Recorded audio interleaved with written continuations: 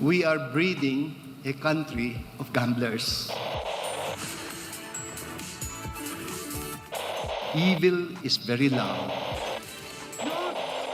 Catholic bishops in the Philippines say online gambling has become a new plague or a virus that is destroying families and even causing a kind of slavery. While illegal gambling has always existed in the shadows of society, this new crisis takes place in the smartphones of anyone, including children. The cure to this plague needs to come from every level of society, including at the parish level. It's become a sickness with all these addictions, people, children, teenagers becoming, we hear news of taking up their lives because of this, because of the addiction, because of this, so much debt. Welcome to the Faithful Catholic Podcast, a narrative podcast from and about the Catholic faith. I'm your host, Tony Ganzer, and today we will learn about the heated issue of online gambling in the Philippines and what lessons Catholics anywhere might learn from the example there, especially with the rise of online casinos and sports betting in places like the U.S. To be clear, the Church doesn't say all gambling is wrong or sinful, not at all. But when addiction takes over lives, then the hands and feet of Christ on earth need to be mobilized. This has become a very strong part now of our new evangelization. It's a matter of, putting the faith in context now, concretely, by the way people move, because this is affecting even our faith, even how we practice our faith.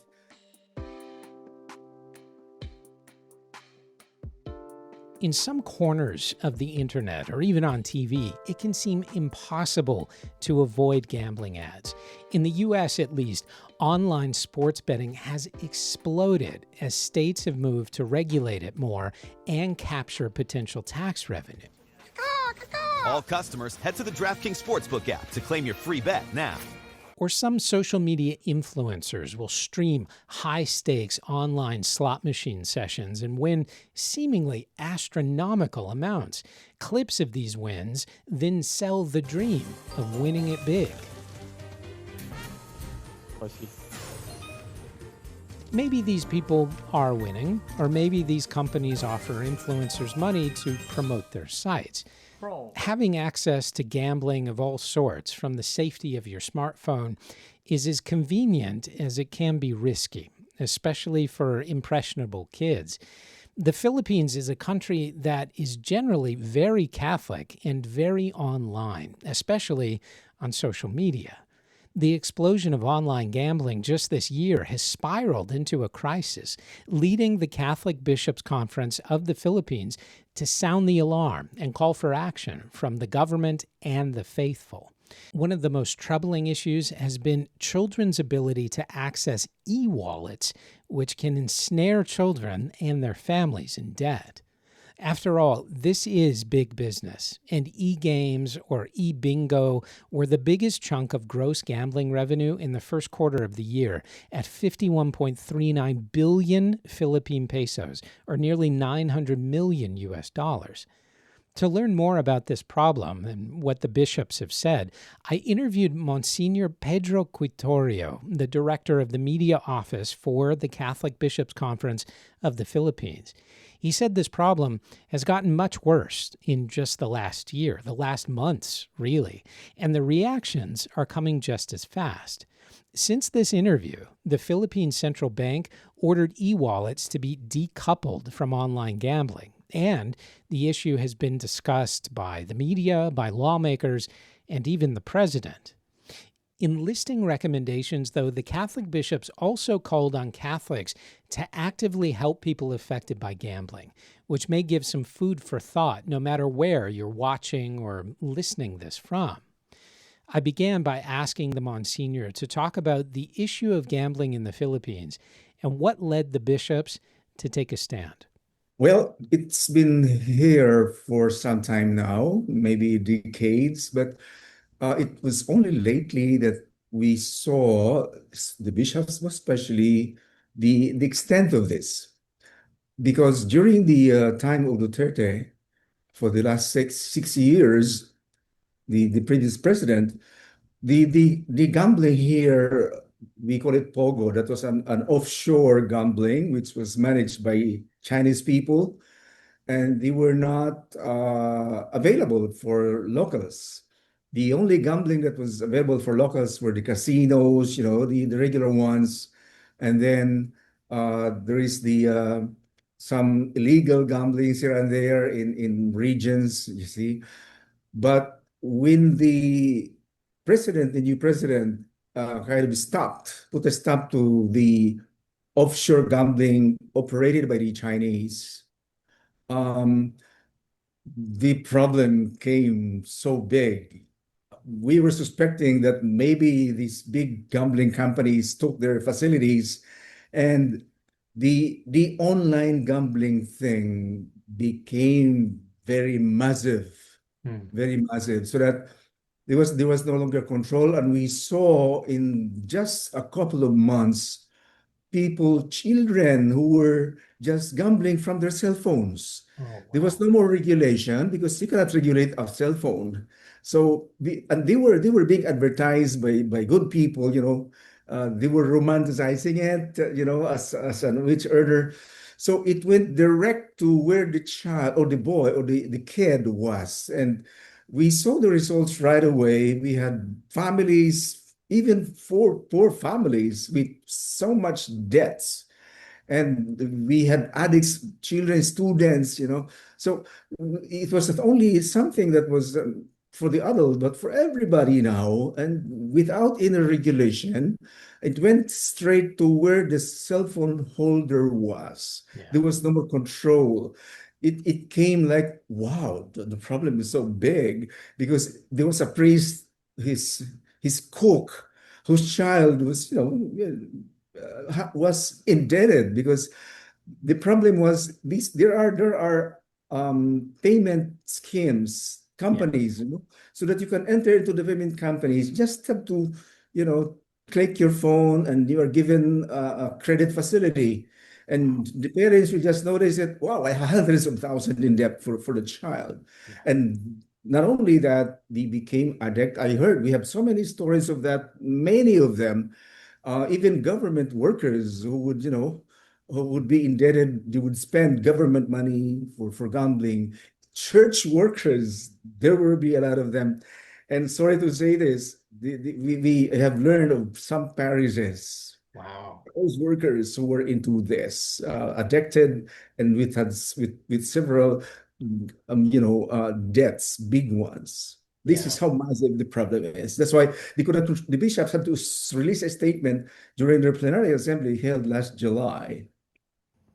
Yeah, I mean, temptation knows no boundaries, and it affects everybody, really. And what it sounds like from what you're describing is really this was fast and furious, that it sort of overtook both the faithful and everyone else as a grand temptation, and it's really breaking up families in a way. Do you think that's a fair description? It is. It can be described more. Oh. Because in the statement of the bishops, they have like 9 or 8 recommendations, and the number one recommendation is for everybody to acknowledge, to recognize that this problem has already become a health problem. Right. That serious. It's become a sickness with all these addictions, people, children, teenagers becoming, some we hear news of taking up their lives because of this, because of the addiction, because of this so much debt, laden with debts. So it has become that massive, that big. If you look at the Catechism of the Catholic Church, it doesn't say that gambling itself is evil, but it does point out that you should only be gambling with money that is not meant for your vocation as a father, as a caregiver. And it sounds like really this situation is totally out of control, because I can kind of hear naysayers say, well, Catholic churches, at least in the US, they have bingos, they have raffles, they support gambling. So why would the bishops come out and say this is bad? But that's not a fair comparison because it sounds like, as you say, this is a health crisis. Yes, that's true. And the Universal Catechism is right. It is actually immoral. The moment it destroys, like, when the needs of the individual and the family is sacrificed to that big extent, then it becomes immoral. And then, especially if there is the word that used in the catechism was, it kind of lures you on into enslavements. Or Yeah. that is the word in the catechism. Yeah. We become enslaved to gambling, and we become addicts. And we have so many people like that in the US. I know people who are like that. I know a Filipino nurse who's living in the US, who was totally destroyed his profession, and he's right in difficulty right now. So it becomes immoral when it destroys a person, his family, and even society. Mm-hmm.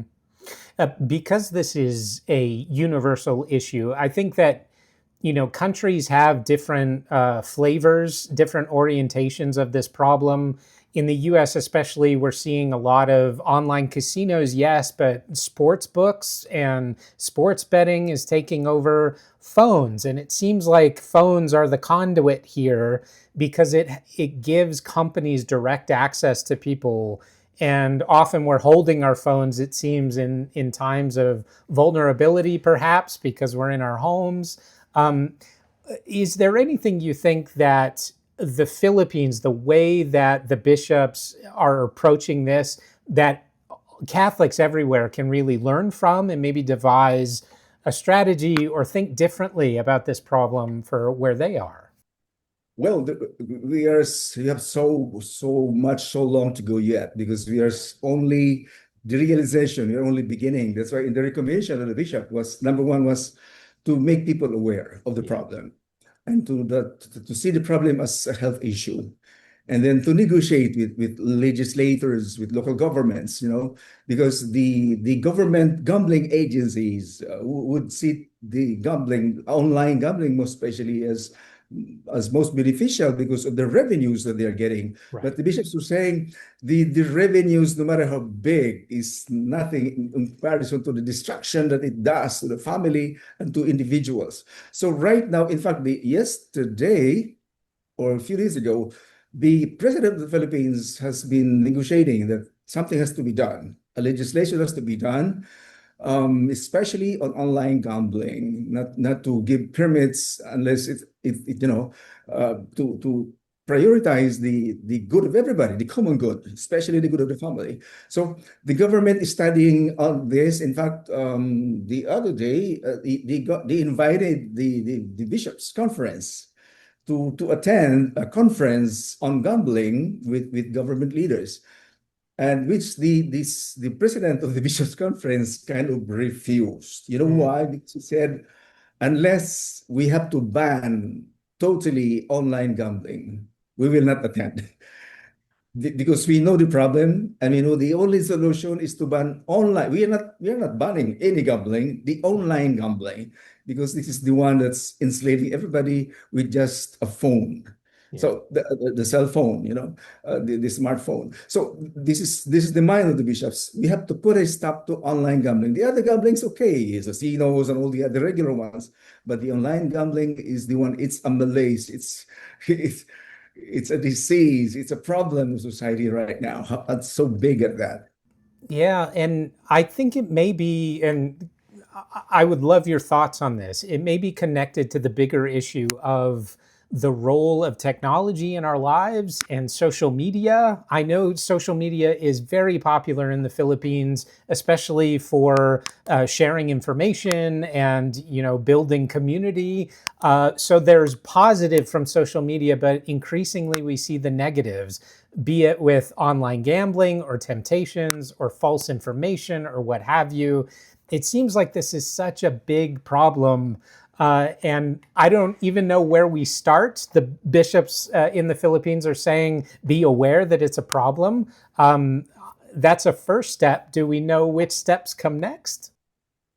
Well, they gave like nine or so recommendations, and all of them are good. I appreciate, I myself, I really admire the bishops for saying those.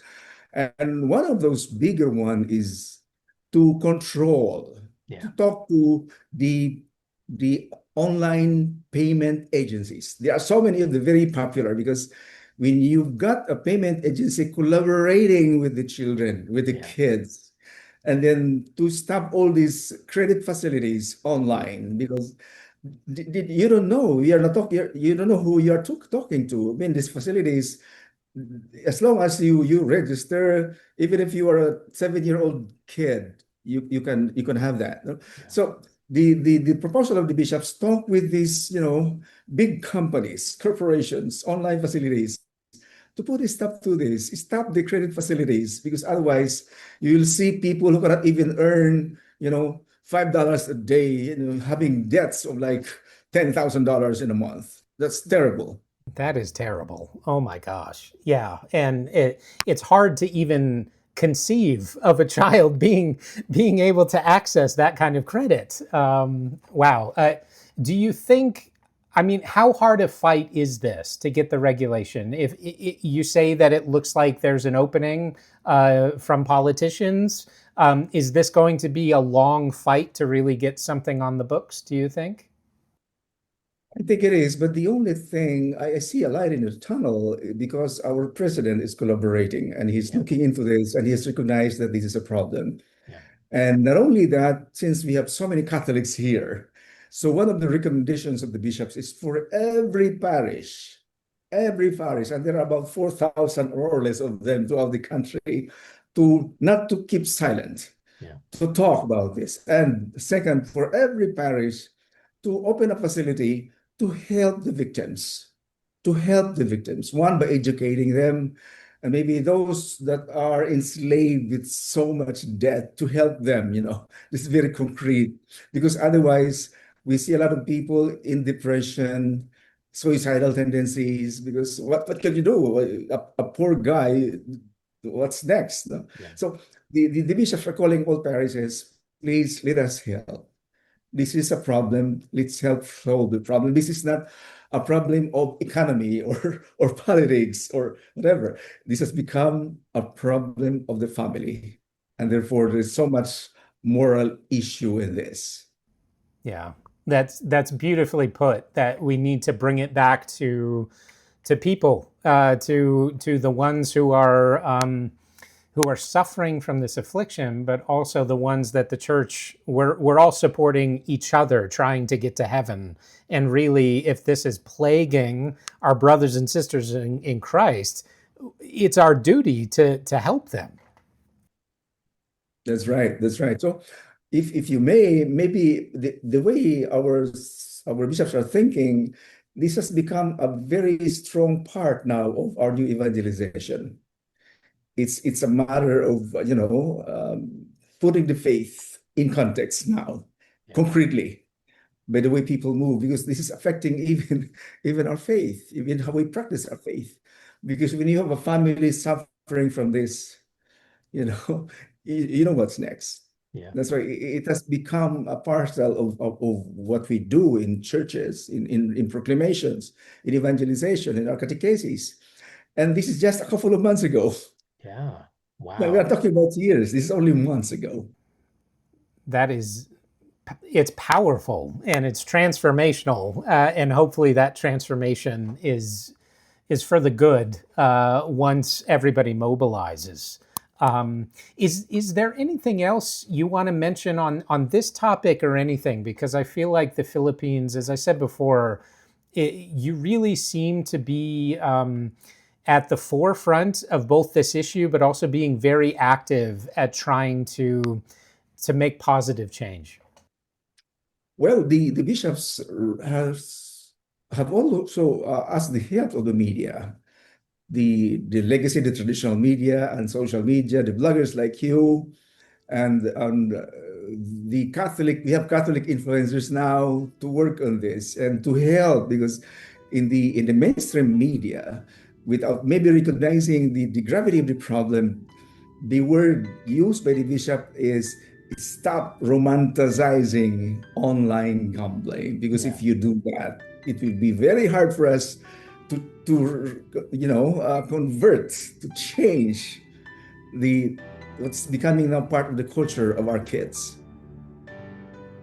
My thanks to Msgr Quitorio for his time and graciousness in speaking with me about this important topic. In their message, the bishops remind us of Matthew 16:26. As flashing lights and promises of wealth are all around us, we should keep sight of God and what is most important. What profit would there be for one to gain the whole world and forfeit his life? Or what can one give in exchange for his life? We all might stumble on our path to heaven, but we also all have talents to help each other get back on track. Thanks again for watching, and please have a great day.